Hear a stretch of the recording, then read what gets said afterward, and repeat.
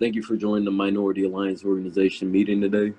Tonight, our topics will be the Jacob Blake shooting and talking about a little bit about what happened with that, and how after all this time, after all this protest, we continue to see the same actions occurring all across the country in different places. It's not just happening in one area. And I mean, tonight we also want to talk about the RNC convention and how things are going and unfolding, and our take on certain interviews and aspects that we've seen on that end. And so, Mark, I want to start from the beginning with the Jacob Blake situation. After hearing about what happened and the occurrence of him getting shot in the back at point blank range 7 times, I mean, how did you feel, about the message that, we've been trying to get across, I mean, for years, but at least this year we've been focusing on it, and it's like, what did was it forgotten? Do you not see the protests that are still occurring? How did you feel from that action? Well, I actually heard a a phrase that someone said. I've heard it a couple of times now, and it really kind of encapsulates everything for me. You know, for anyone that ever says that, all this stuff going on, you see all these police shootings, see all these unarmed black men getting gunned down, America is broken, the system is broken. And the truth of the matter is that it is not broken at all. It really is not broken at all. It is operating exactly how it was designed to, for the people it was designed to work for. That is just a legitimate, flat out truth. Like, there comes a point, and I apologize up front for going off a little bit on this, but there comes a point where you are so like you can't be aggravated any more than you already are. You can't be any more hurt than you already are. We have to deal with this every day, and it seems to be like even more and more egregious because the only thing that changed, the behavior didn't change, right? The only thing that really changed is that there are cameras now, there are cell phones now, there's Facebook Live now, there's TikTok now, and there's all these different things where we see these things happen, and we can see them happen in real time. It can be broadcast all over the world, and it's still happening. It's even more egregious because it's happening in groups of people now. It's happening on camera. It's happening in front of witnesses, and they're just doing it. They'll attack protesters. They'll attack reporters. With reporters sitting there inside of a crowd, inside of a protest with a big old vest that says "press" on it, and they'll still get hit with rubber bullets and tear gas and all sorts of other things. But this situation here with Jacob Blake, I mean, not only is it the fact that his 3 children were in the car, and he wasn't even the subject of what the cops were called for. There were 2 women out there fighting, and it was a group of people, it was a large group of people, and you have all this stuff going on, and for them to do that, you're not in a threatened position. I mean, the normal, the old days before the video and before the Facebook Live and all that, what they would say is, oh, well, the cop was in fear of his life. The cop, it was an imminent threat. The cop was in fear of his life. Oh, he was reaching for my gun. Oh, he had a gun on him. Oh, he had something that looked like a gun, so I had to shoot him. Those were the old excuses. And now we just saw a cop unload half a clip into somebody's back, point blank range, holding his shirt while he did it. And how was he a threat at the moment? How was their lives in danger at the moment? What was imminent about what was going on there? What, in a gigantic crowd of people with 3 kids in the car, he was going to go to his vehicle, reach in, retrieve some sort of mythical weapon that y'all say might have been there, retrieve it, and then gun all of you down? Is that what was about to happen right there? Like, because you surely don't react when there's, a Caucasian man standing in front of you with an AR-15 screaming in your face because he didn't like the fact y'all said he had to put on a mask. Over and over and over again, we see this. and we see people slow walk a prosecution. We see them slow walk. We see them say, oh, well, we need to look at it. We need to see more. Then we got to get into, oh, well, what's the context of what happened? Context is garbage. That is a distraction. It's always been a distraction. They're bringing up, I heard somebody this morning bringing up his arrest record. For what? What does that have to do with this? You have another person bringing up the fact that the cop says, oh, he had a knife. Did anyone see one? Gigantic crowd of people. Nobody saw this. So over and over again, we see these things happening, and there's nothing to it. I actually saw a post from a couple of guys who are in the military, and they said it flat out. Like, hey, we served in Afghanistan, and our rules of engagement for dealing with the Taliban fighters, you could not operate like this. If you did this to a Taliban fighter in a theater of war, you went to prison for this. But it's happening on our streets on a day-to-day basis, and everybody has something to say. Everybody has well, he should have complied. Does non-compliance equal death sentence in this country? Because if that's what you want to put in the Constitution, you should have gone ahead and put it in the Constitution, because it is definitely the criteria in which people that look like me and people that look like you die under, over and over and over again. And there's no more kind of room for this, where we've done the marches, we've done the protests. The NBA players, I applaud them for not playing today, because if you look back through, they look back through their own mind, like, hey, we did the kneeling, we had the messages, we did the public outreach, we put on the jerseys, WNBA put on the jerseys, the coaches, coaches against racial injustice, they wore the pins. Everybody's done all the good things, and it's still happening. People are walking and marching. There's a couple of people out there burning some things like that. I will get to that in a minute.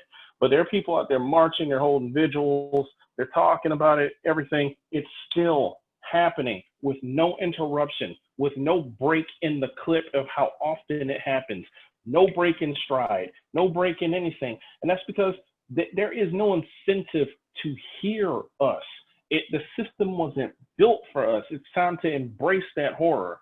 And the question is do we live in a country where that can be broached, where that system can be cracked or broken to include us? Can their own words be used against them? Can their own courts be used against them somehow to be able to actually force the type of equality that we've been saying that we want, that they claim they gave us? First of all, no one's ever been given freedom. It's not a grantable item. Freedom is earned, freedom is won, period. In every case in history is how it's been. This, for here in America, slavery was ended at the stroke of a pen. Yes, the Civil War happened, but at the same time, all of the things that happened about it, everything that's happened in this country has been transactional. It's always been transactional. It's always been about money. It's always been about economics. It's always been about keeping the top at the top. And if a couple of minorities happen to get over on the backside of that, I guess that's something that's just okay. But at the end of the day, it doesn't really matter what you do, what you say, what kind of life you lead, what kind of things you've done, what kind of things you've accomplished. When those red and blue lights flick on, none of that matters if you look like us. That's the beast. And obviously, our marching hasn't done it. Our protests haven't done it. And that's because we're not in a country that moves and sways to the movement of ideology. We move and sway to the movement of economics. So it's time to hit wallets. That's the reason why I don't think this has worked, because the right people haven't felt the right pain. The minorities feel the pain. We feel the pain, sure. But the other people, the people who can actually make this happen and can actually move some stuff and shake some stuff, who can actually write some policy, they don't feel this pain.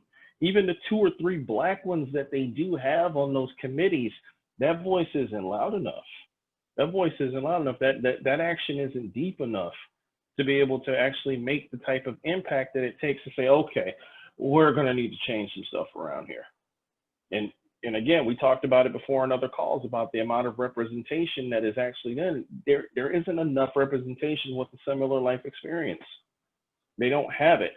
It isn't there. So you're asking someone who doesn't have your goals, your ideals, they don't have your background, they don't have your upbringing, they don't share your experience, to somehow relate to what our pain is and write policy that will somehow even out the playing field. Like, if you say something and it sounds stupid when you say it out loud, that's because it's stupid. That's not smart, and that's not working, and it hasn't worked. So, now as far as, what do I think? I think, we're at that point now where I love what the NBA players did. And I think it's time for people to start considering what can be done on a protesting level. What can we do, crowdsourcing, grassroots, that actually hurts? Not tearing up our neighborhoods, not tearing up stores, not tearing up people's things who hadn't done anything to us. How do you actually make some stuff hurt? Economic protesting, going to town halls, with these issues, and bringing all those people that we were marching with, bringing all those people with you. Having proposals ended up getting put on local tickets that will change the way things are fundamentally done. Having progress reports and police reports that are done and that are public, where the amount of funding they get is based on how they've done in their community. Where's the accountability? We need to start looking for some of that and start using our numbers, our sheer numbers, and our economic buying power to start getting those things. That's what I think. And I also, on my end, I commend the NBA players for, sitting out and, bringing it to a national spotlight yet again at a bigger scale, to where, even sports fans now, you have to pay attention to what's going on. And I was listening to LeBron, his post-game interview the other night, and how he said, they came back into the bubble thinking, things were going to be a little bit different going on into governmental aspects. And they thought policies were, going to change, and there's going to start to be real movement within Congress to see change. And so they were fine with coming back into the bubble because that was the agreement that they, figured on their end would give, and, they brought, as you said, with the names on the jerseys and doing all the differences there, but it still has not made an impact when you continue to see the same situations occurring after months of it being in the national spotlight. It's sad at that point. And I mean, as I said, to shoot somebody at point blank range, I don't care what the situation is, the way it was handled that many times that's unacceptable by anybody.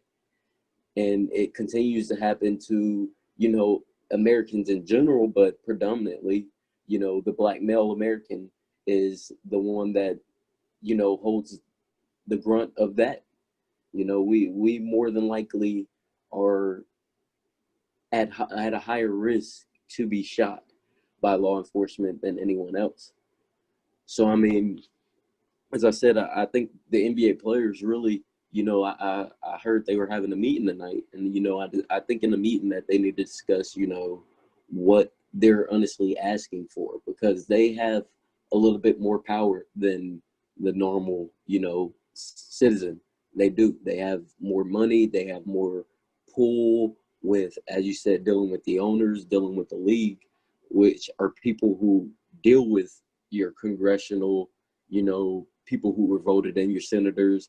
These are your senators' best friends, is 9 times out of 10 people who own the team that's in that state and such. They're one of the biggest contributors to them. So I think, as you said, you gotta hit them in their pockets. And I mean, especially at a grassroots level, we should also do it. But I mean, it's more meaningful when you have people who have the power, starting to make things happen. And as I said, our minorities who are in these positions financially to, make our voice be heard finally, I believe they should be doing these things more and more. And I mean, with LeBron especially, him being the figure that he is in sports, and even as an activist further than sports, the things that he does with his social work and things of that sort. I think he should be one of the leading figures of the NBA, leading this cause. And also Chris Paul, I know he's the head over the Players Association. So I think them two as a spearhead and a couple other superstars, bringing them together and really pushing this social change in the things that they're doing. I know they also have the social change fund that they have going on and things of that sort, but to really make a difference at the policy level, and the wheels starting to move, the wheels starting to turn. And I know we spoke earlier, I said, I think one of the demands should be, there should be a council put together that can be publicly viewed, the discussions that these councils are having within the House and within the Senate. And, it should be led by the Black Caucus members within the Senate and within the Congress, to come up with policies to bring our country to a place of where we're truly seeing progression in these matters, in judicial issues for minorities, and, business issues for minorities, and communities and housing. There needs to be policies starting to be talked about, put into place, even if you're not putting a million one, because there's certain things that it may not fit for this area. We may have to tweak it to where it fits for everybody, and that's understandable, but you got to start somewhere. And they've had the John Lewis voting act on the table, I believe, for longer than, as I believe John Lewis has been pushing that for years. So, even before his passing, they've had something on the table that they should have passed to start progressing in this matter. And that's something that, the NBA players, they need to, speak with their owners and say, this is a bill, at least that's a start for you guys. You know what I'm saying? Let's get this passed. Let's push for this legislation, because things are not changing, it seems, over the country as far as the past few months, when people have been protesting peacefully, and as you said, some not so peacefully. But I think the ones that are not protesting peacefully, that's not the majority of us, and that's not even a percentage of how the minority population feels. A lot of us just feel we just want proper equality across the board. We're not out here to burn down any buildings, but you do have people who want to make this movement as chaotic as possible. And us as minorities need to take control of our own movement and lead our own movement, and make sure that the policies and things that we are wanting to see change, that we are the voices that are implementing these changes. So, on that end, as you said, I want you to reiterate on how you feel about, as I said, the rioters and the people that are, the anarchists, so quote unquote, behind, trying to blend into a movement that, that's not necessarily how the majority of us feel. Yeah, there are two things that stick out with this. The first thing is the fact that there are anarchists that blend into this, and there's this in pretty much everything that happens. You will see when someone's trying to change something, whether it be through legislation, whether it be through protests, whether it be whichever medium someone tries to change something in, you're always going to find some people who blend in and bleed in, who are looking to do nothing but cause chaos, looking to do nothing but try to make a joke out of the situation, and honestly be planted in by powers that be to kind of undercut the situation. Now, they get a lot of help when it comes to that, and a lot of that help comes in the form of the media, which brings me to my second problem. The second problem is the twisting and the perversion through the excuses, the whataboutisms, the what about this, the what about that. So whenever there's a protest, we're not talking about the fact that Breonna Taylor was, her house was basically broken into by ununiformed police and she was shot when she was doing nothing wrong, but apparently sleeping while being black. You have Jacob Blake, who got shot point blank 7 times in his back. That man may never walk again. God, at least he's alive. And what do I hear over and over and over again? Oh, well, there's so many people that they're looting and they're burning, and the way you would hear them say it on the news, and the way you would hear them say it when they're standing at a podium in front of the White House, is that like almost as if these cities have already been burned to the ground. Like Chicago doesn't even exist. If you hear the way they say it on the news, Chicago's burned down so many times it doesn't even exist anymore. Neither does Portland, neither does Denver, neither does St. Louis, any of these other cities. So they sensationalize these things.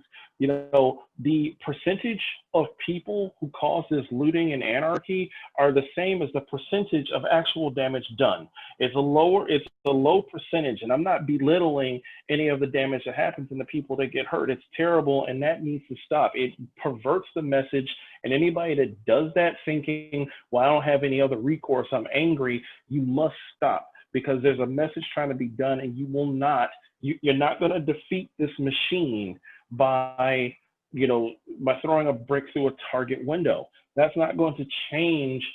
That's not going to change justice. That's not going to change the number of people who are getting incarcerated. That's not going to stop the next black man from getting bullets in his back. As a matter of fact, it may speed up the next one.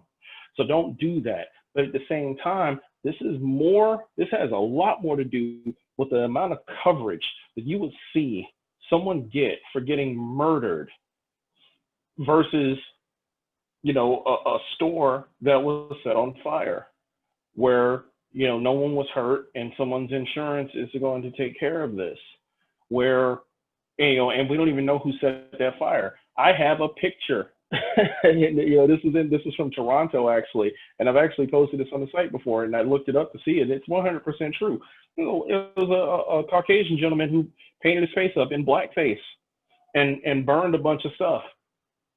Do you ever see that get reported? It never gets reported. What gets reported is, oh my God, the looting. Oh my God, that they're burning their own neighborhoods and all this other stuff. What about that? They say, what about black on black crime? These are all just distractions, because no one's ever said, what about white on white crime?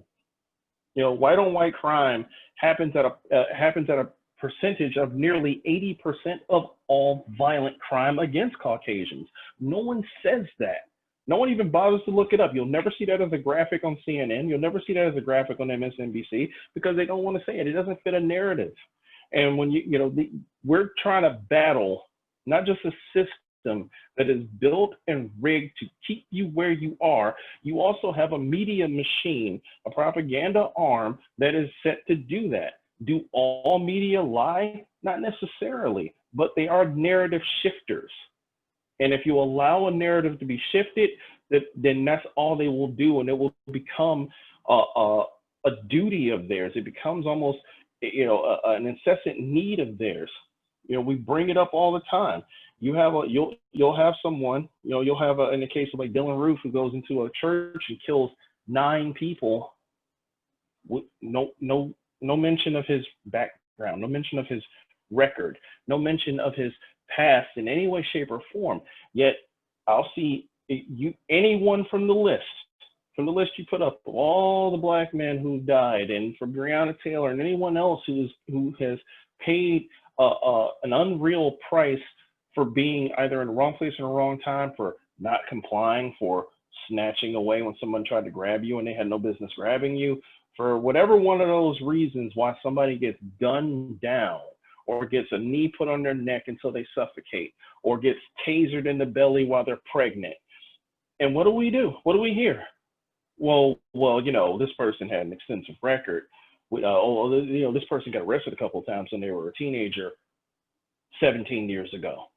Or, this person had a unregistered firearm in their house when they got killed 10 miles away from their house. These things have always been such a problem. So I understand the frustration of those people who are out there protesting, the anger, and you see these cops out there and you want to throw something at them, or you want to throw something through a window because it's like nothing else that we've done has worked. But there are different ways that we can voice our anger. We can stop giving them our money. We can probably stop that. We can learn to cook at home and take power out of their hands. We can actually look up and identify where Black-owned businesses are and patronize them, and get our clothes there, and get our groceries there, and get our food there, and stop giving money to these people. And when they start seeing that absence of money in those minority communities that makes them economically collapse, then we can actually get something done. It's a universal language. They all hear it. They all hear money. They all hear those dollar signs. They know what it is. If people just did a little bit more to actually indent the people whose attention we are trying to get, we are far better off than anything else that we could do with any protest, peaceful or otherwise. Yes, sir. And I mean, I think it truly is. It's time for a change to start occurring. And I mean, that's even on our end. As you said, the best way is normally to hit somebody in the pockets. That's where it hurts the worst, especially with these corporations and dealing with them. So I think we've got to come up with a plan as a minority community on how we are willing to attack, this situation ourselves and truly stick to it. But I mean, as I said, a while back, we were having a conversation. I said, every time, people start a movement, it'll go strong for a little while. And then, they start to get relaxed, or, other things start occurring and people forget. We can't forget this situation, because this is a situation that's not going to forget us. It's going to continue to happen until we decide, we're not willing to let this keep occurring in our communities and, to our own, or to people who look like similar to us. So I believe we've got to all band together and come up with a solution to this problem together, because it's not a one-sided, solution. It takes multiple people coming together, if not all of us, to figure out the way that this needs to move forward in the correct direction. Yes, sir. And I mean, even dipping into, the second topic of today, looking at the RNC and the things that have been occurring over the week, personally, I want to hear your take on how do you think it has, certain aspects of it have been directed towards the minority community. So, first thing that needs to be understood here is that they're not trying to bring anyone new under the tent. You're either already there or you're not. But this is about shoring up. This is about making sure that you get a 100% turnout from the 35% that you have. That's what it's been about so far. I mean, this is night 3. They've done 2 nights. The first night was about, it was split between, hey, look, I have a couple of minorities over here who have good things to say, and I have a couple of minorities over there who have a couple of good things to say. So we're not all that bad, right? And then the other half of it was the fear mongering. Holy crap. If we're the only people standing between you and the anarchy, we're the only thing standing between you and the looters, we're the only thing standing between you and these groups that want to take everything from you. And there's a couple of things that people keep forgetting, and I know that it's hard because messaging is so powerful, but the America that they're scared that you're going to get with a different presidency and a different administration is the America we have right now. We already have this chaos in the streets. We already have a pandemic that's keeping people out of work and keeping kids out of school, and has taken down nearly 200,000 of our brothers and sisters. So, they're continuing to just shore up that messaging, the fear mongering, the, hey, look, we'll bring you into the party, and you can come in and you can have a home here. You don't have to be a part of this socialist system. We'll throw out all the fear words that there are: socialist, Marxist. I think they use that word. A couple of other ones that they'll throw out, and they go, yeah, but you have a home over here. When there isn't a single policy, not a single thing you can point to that says that this is legitimate. They have no policy wins to hang their hat on. They'll say, oh, well, we did criminal justice reform. We did that.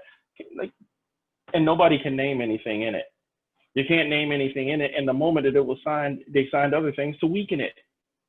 Like, no one wants to pay attention to that. You have the Democratic Party, a party of no ideas. Then you have a Republican Party, a party of dumb ideas that they water down the second that they even bring them out. And they get changed in a bait and switch situation. These things aren't happening. Low Black unemployment does not mean Black prosperity. Where would you get that idea from? The stock market, if we've proven anything this year, is that the stock market means absolutely nothing to what a general family, a normal American family, and especially a minority family, has in their pocket, in their bank account, to be able to spend on what they need. Stock market is at record highs with 20 or more million people out of work. And those people now are now almost at a month now of not having gotten that extra part of the unemployment benefits. So who knows if they even make rent next month, because nothing was done about evictions either. See, the bottom line is, no matter how rosy a picture they paint, no matter how dire a picture they paint of the alternative, you have to look at the results. The results of where we are right now, minority prosperity is not at an all-time high. It is stagnant at best, if not slipping backwards. There are no policies that are there to help us. There are policies in line to hurt us. There is nothing that's going to help a student get out of school without horrific debt, being able to get a job and find some of that prosperity that they promised you. It isn't there. These things are not there. So it's been a decent little smoke and mirror show. They've done the right amount of yelling. Mussolini would be proud of all the yelling, and they've done all the theatrics. But what people seriously need to ask themselves, the people who are not already closeted conservative Republicans anyway, and they were just looking for an excuse. I'm talking about real people who have not made up their minds. You need to ask yourself, they've been standing here for almost 4 years.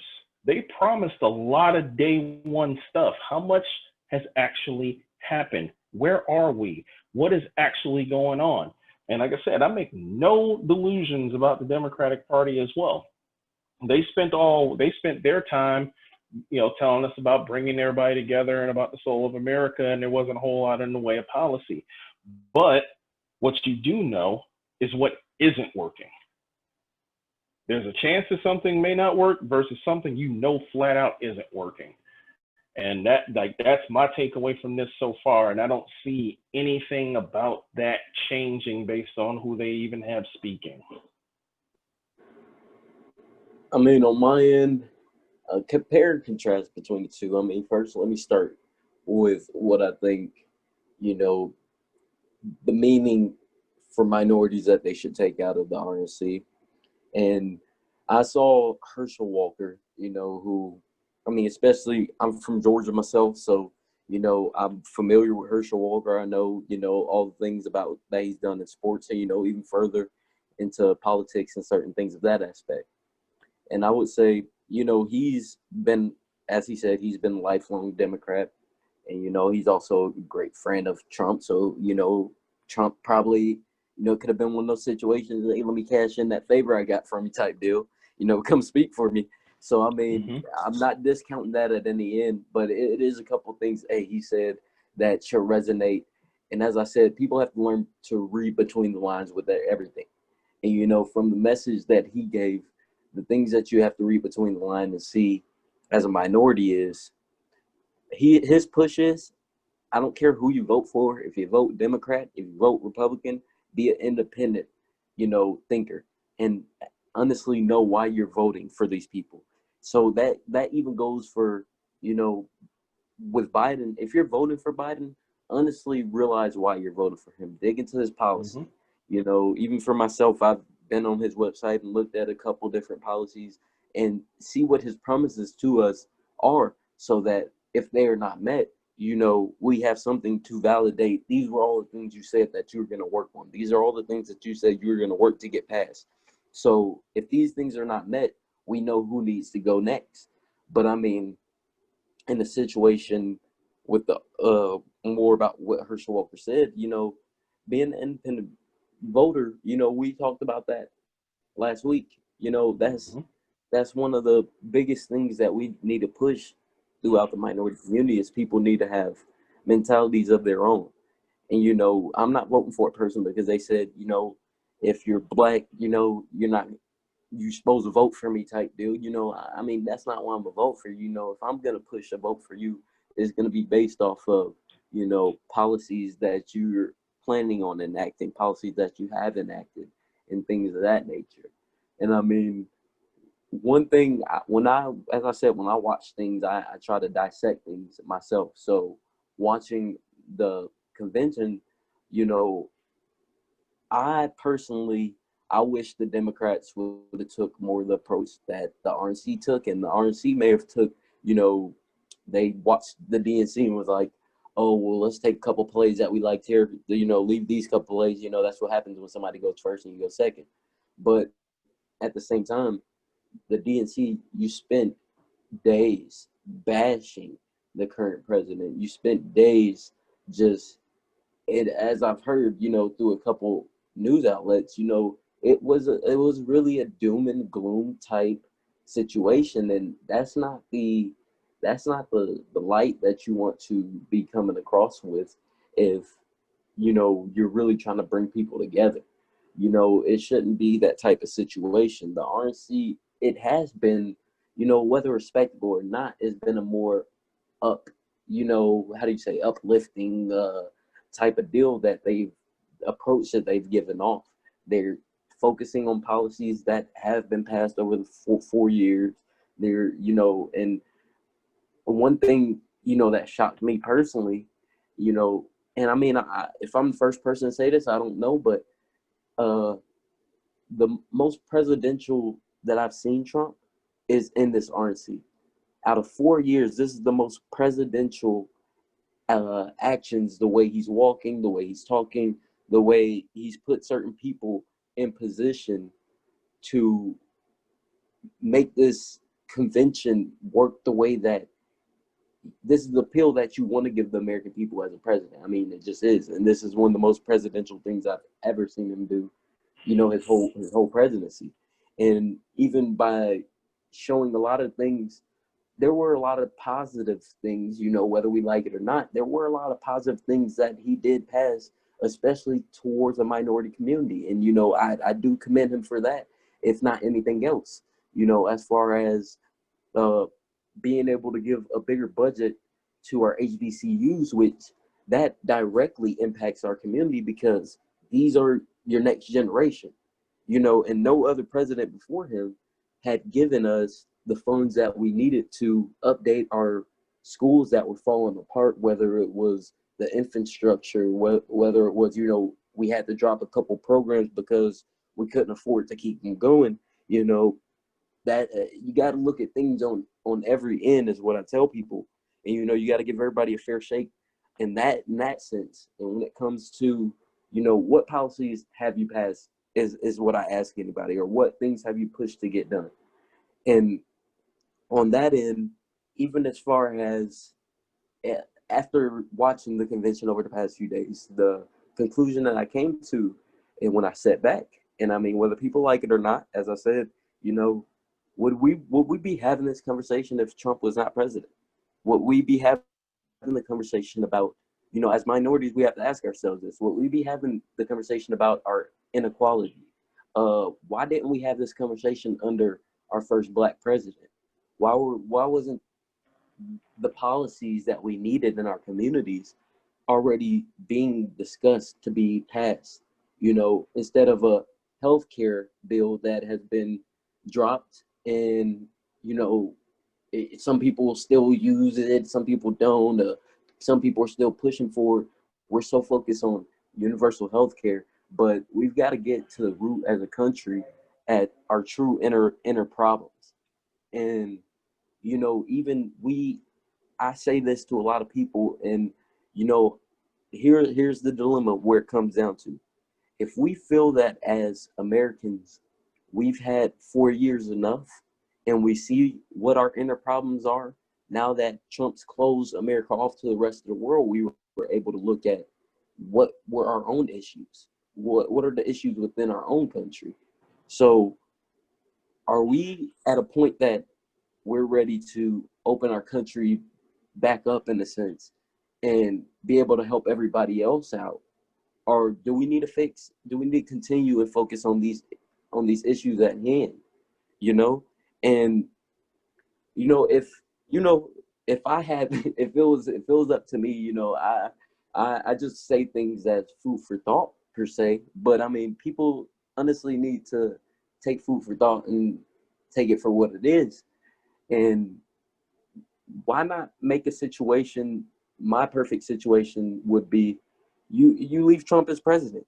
You give the Democrats the Senate and you give the Democrats the House, and you put more Democrats into the House, and you leave Trump as president. And that way you guys have to work together.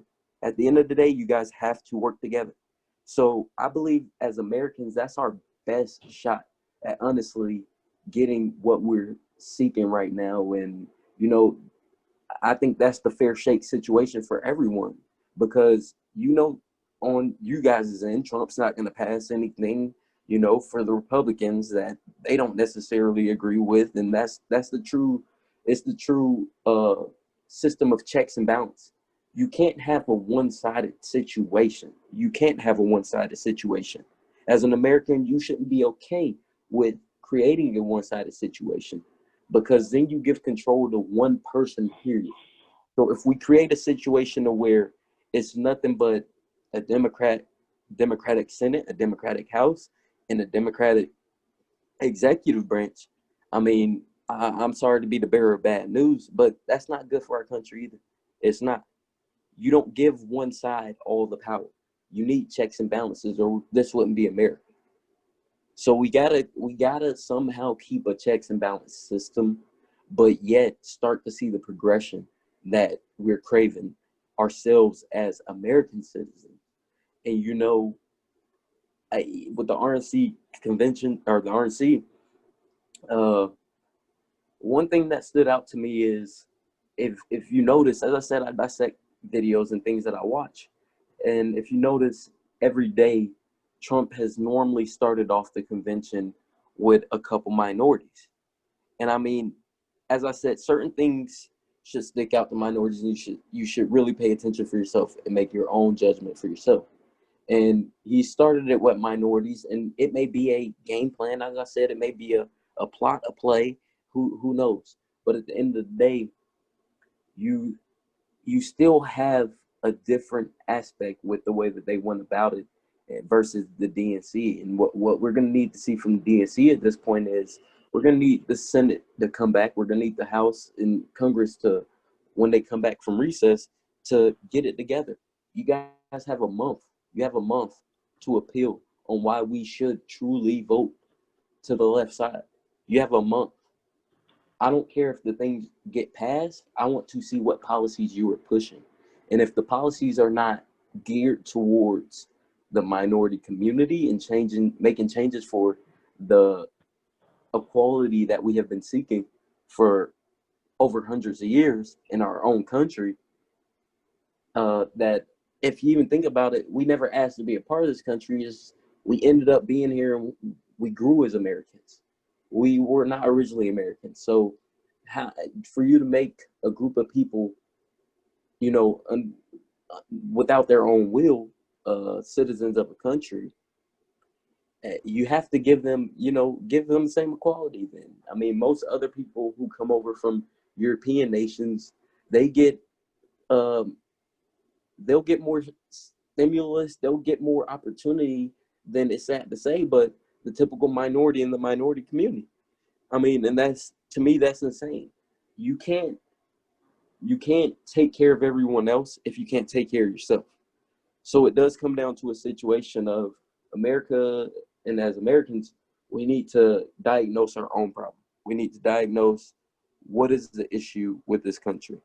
And you can't do that when you're juggling everything going on in the world. And I mean, that's at the end of the day, I mean, that is my true belief. And I believe that's, for me, I'm about what's for the benefit of minority community at the end of the day, whether right or wrong. And so, as I said, we've got to become more independent thinking, independent thinkers, and it comes more down to when you look at the system of government. You got to see how there are two main systems: the democratic system and the Republican system. The Republican system believes that federal government should have a limited amount of power. They should have a certain amount of say so over you, but the true power should go to your local government. As minorities, our best hope, our best shot, whether we like it or not, bite the bullet, is to have more power at a local level, to where if it's an area predominantly populated by minorities, we can vote in that area to where we can have a little bit of more say so about what we do in that area.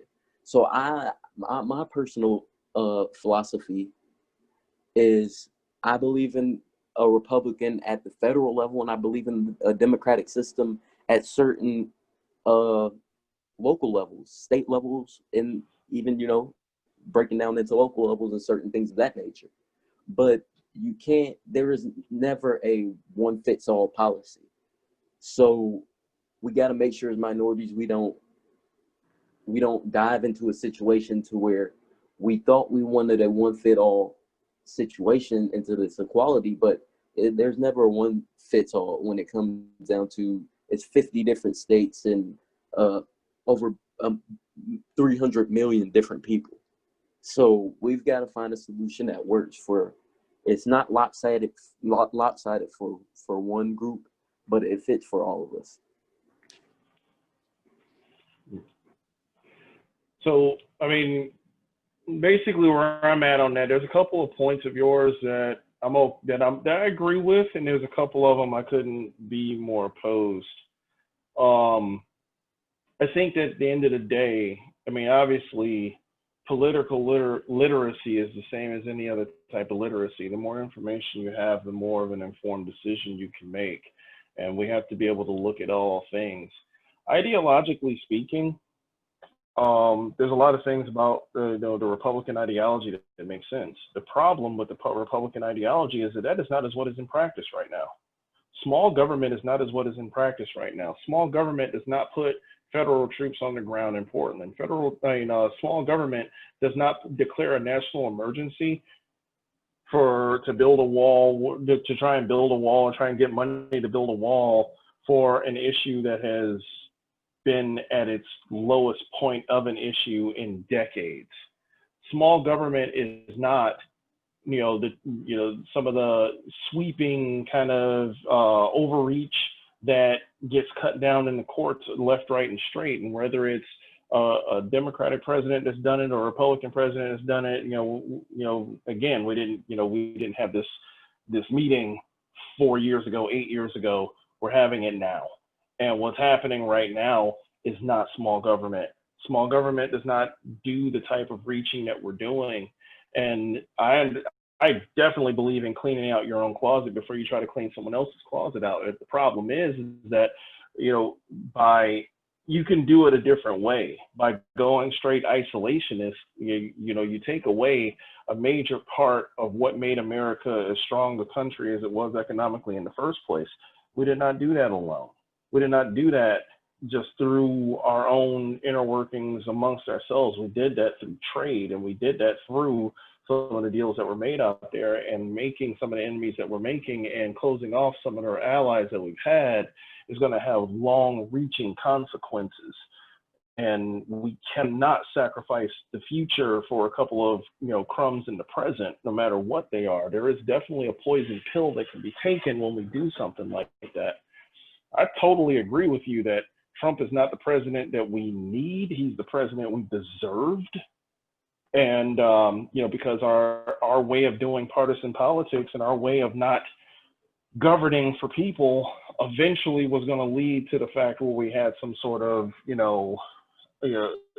we would have something like this at some point. It was escalating and escalating and escalating and escalating to the point where we reached this point where now, it's actually, we have to take a stock and we have to take a step back and we have to be shaken by what we're seeing.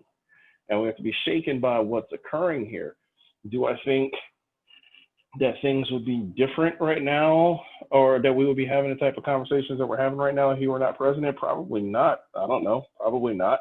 But at the same time, there's probably a lot of families who would disagree with that because they have loved ones that aren't here anymore.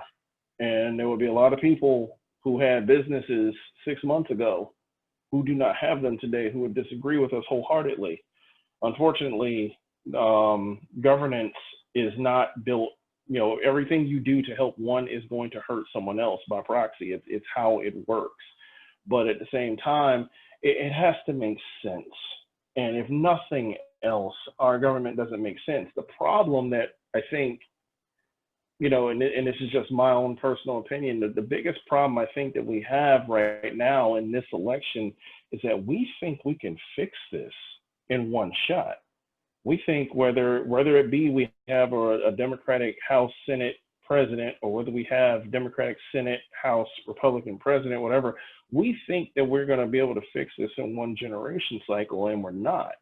We need sweeping change. Like, this isn't about just this election. This election is about the here and now, but it's not going to be until probably 2024 where you have another full term, another full midterm election, another full term election where you get to sweep through state legislature, where you get to sweep through the House of Representatives and the Senate, all the way up to president, in order to get some of the things we're going. Some of the most monstrous policy freezes don't come from the president. They come from the House. They come from the Senate.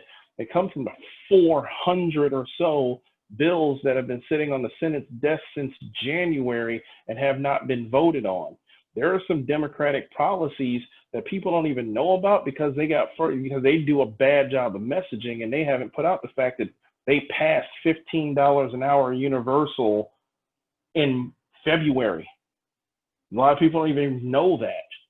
A lot of people don't realize that some of the other policies that have been put in, some of the educational policies that have been put in, that are sitting there waiting and haven't even been brought up for a Senate vote, and won't be brought up for a Senate vote as long as that Senate is in charge.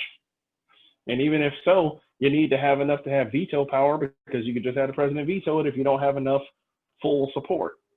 So, I think everybody has got to get, fully literate, and obviously, for what we do, we have to be more literate about these things than average, but at the same time, people have to get at least a basic understanding of, like, all right, well, what's the ideology of what's going on over here? What's the ideology of what's going on over there? And then what's the reality of what's actually happening every day, in our daily lives that are affecting us? Because we're going to go ahead and we are going to do an election, and we're going to put somebody up there, and whoever it is going to have the responsibility of getting things done.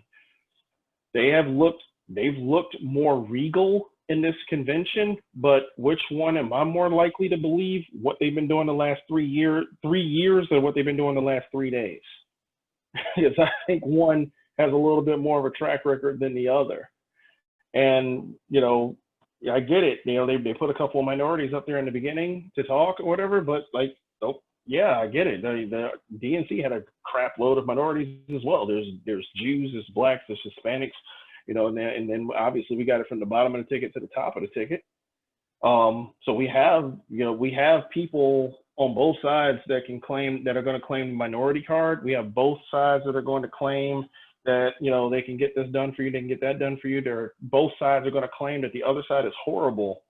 But we have track record of the last 3 years, for one, and we have what we know we want and what we know we are hearing, and we're just going to have to look at both sides and see which one actually has anything, whether it's listed on their policies, whether it's listed on their website, whether it's listed in something that they say, that actually speaks to us and earns that vote. And everybody's got to make that choice as we go along. And, don't let a couple of days fool you, whether it be the DNC or the RNC. There's a whole lot more besides that. If we got to look at Biden's record, we got to look at his whole record. We're going to look at Harris's record. We need to look at Trump's record. His record is shorter, but it's colorful. We need to look at Pence's record. We need to look at, all these people running for Senate. We need to look at their records and make a real determination on this stuff, because there's some ugly things, not on one side, on both sides. And we need to decide for ourselves which one is more apt to be able to put in anything that is helpful to any minority, any LGBTQ, anybody that, for women, for men, for everything, so our children can at least have a shot, and at least we can get this train on the right track. Because again, like I said, we're not going to fix this in this election, but at least we can, start that. We can have a foundation built that they can then begin to build a house on. So I think that's going to be, the biggest thing. They made it flashy. That's great. And there's going to be a lot more behind that. Yes, sir. And as I said, I definitely agree with the points that you make. And the major point, for everyone tonight before we close out and conclude, as minorities, you got to be an independent thinker. You got to be an independent voter. And as you said, you got to do your research. Do your research on the people who are running in your area for office, running in your state, and, figure out a little bit about what policies they support. What things are they pushing to get passed? If they're incumbent, if there's someone who's been there, see what they've done, recently, see what they've done since they've been in office. But we've got to look for ourselves before we're letting a situation be created for us and be a part of what's happening, be the motors of our own change. So that's my push. As for the minority community, we have to narrate our own story. And I've been saying that since we started this organization. That's the biggest thing to me, is let's not be just handed policy and say, hey, we hope you like it. No, be a part of the creation process behind the policy. Know every underlying what did they say, the fine print in the policy, because you'll end up in a situation where people will put policy in place and there's some fine print that they won't tell you about the fine print, but they'll tell you, oh yeah, we gave you this, we tried to change this. And I said with the presidential situation, period, I gave my ideal, perfect situation. There's no perfect situation up or down. That's just my personal, and everybody's obliged to their own opinion and how they feel. But for me personally, you have two of the most powerful senators running for president. Two people who've been in the Senate for years, and yeah, they've pushed for certain different policies to get passed, good and bad in between, on every end.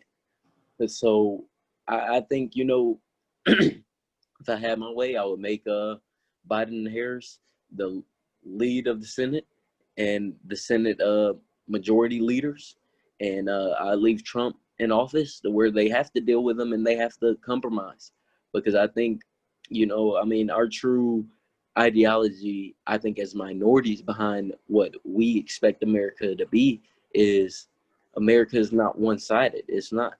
And even as minorities, we're not a one-sided community.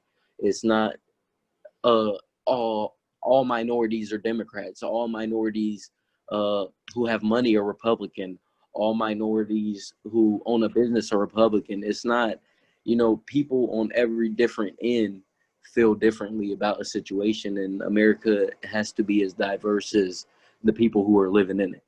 And as I will continue to iterate until the voting process occurs, I don't my personal opinion, I don't believe in ever giving power to one side. I don't believe in a lopsided situation. I believe in checks and balance. I believe in a balanced system. And to have a balanced system, we have to make sure that we still leave certain things on the plate and we don't, as they say, do yourself in, shoot yourself in the foot, whatever that means to anybody. But we got to make sure with this election, we don't shoot ourselves in the foot in any way as a minority community, because we would hate to 4 years down the road still be having the same conversation and be like, oh well, why didn't things change? So we gotta make our best, take our best shot. And as you said, not that you get one shot necessarily. I believe with the way the American system is set up in the American government, but it is like this is a huge shot for us, and it lets us know where are we as a country, where are we as a minority community, because I would rather look at a poll and see that majority of us voted in favor of a certain thing to push our community in the right direction, and we didn't make it, then we're all over the place. So we got to come together as a minority community with the things and the ideology that we want to back and the certain things that we are requesting to be done. I agree with that. Absolutely. Yes, sir. And on that note, we're going to go ahead and close out the meeting today. If there's any final remarks that you have, Mark, on the DNC, or what you look forward to see with them, with this process going further, when Senate and everything, the House come back from recess, what are some things that you're wanting to see done? I want to see an actual plan so that we can actually deal with the fact that we still have about 1,000 people a day dying. We still have, a lot of businesses closing down, a lot of people filing bankruptcy, a lot of people filing for unemployment for the first time in their lives, and a lot of kids not in school. I want to see some plans going for that. I want to see some plans for what we can do to help one another, what we can do to help anybody, what we can do to have some accountability for these young men and women who are getting hurt and killed by police, and so that we can at least make an attempt for everyone out there to know that you are a part of this country, and that you're not a burden to it or an enemy of it, or that it wasn't made for you. Because right now it doesn't look like it was made for us at all. And yes, there's an election coming up, but people need to be able to feel something from our leaders, regardless of what side of the fence they're on, what their particular ideology is, or who they think is going to win. They still have a job to do. I would like to see them do it for once. And as far as, for everyone else out there who may see this, who may hear this, or see it, just make sure, you do your census, you get your voters registration, wear your mask, check up on each other, and get ready to take care of each other through these trying times. So we can get through it and get out on the other side, so we can have happier meetings about greater things, and we can talk about the things that we've accomplished as opposed to the things we're looking to get. Yes, sir. And as far as COVID safety, I need especially people in the minority community to realize we're approaching the flu season, and most of us are less likely to have had a flu vaccine ever, or even get the flu vaccine. So make sure you're out wearing your mask. Make sure you're washing your hands very well, because COVID is still not completely went away. And with the flu season coming on as strong as, if it's anywhere as strong as it was last year, we need to make sure that we're following safety precautions to the T. So on that note, everybody enjoy. Have a good rest of the week. Look forward to next week.